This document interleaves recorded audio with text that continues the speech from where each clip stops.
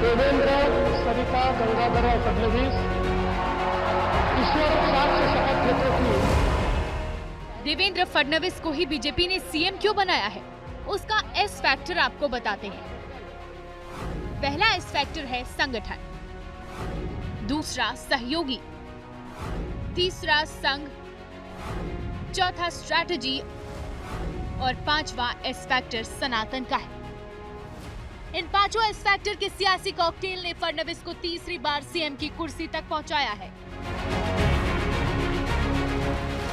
देवेंद्र फडणवीस संगठन से निकले नेता हैं, जमीनी पकड़ है, पार्टी के छोटे कार्यकर्ता से लेकर बड़े कार्यकर्ता को जानते हैं।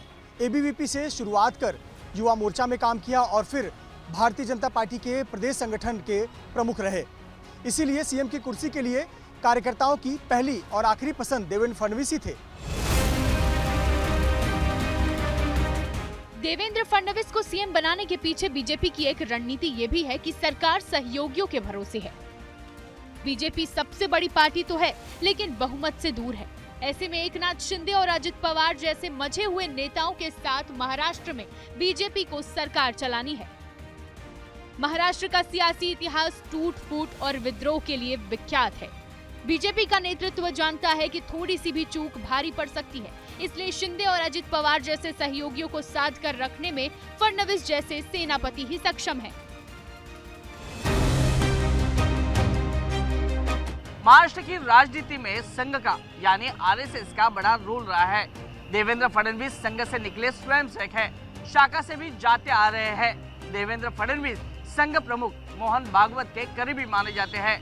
कहा जाता है कि देवेंद्र फडणवीस को सीएम बनाने में संघ की बड़ी भूमिका रही है।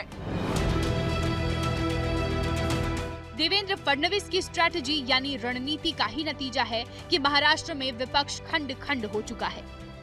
कहा जाता है कि सियासत और जंग में जीत के लिए सब जायज है।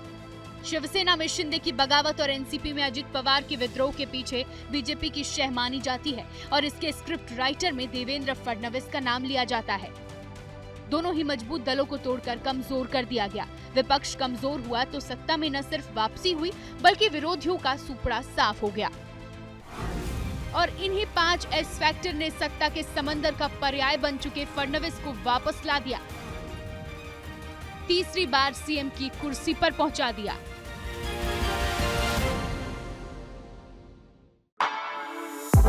For exclusive and insightful videos, subscribe to our new channel ABP Live Premium.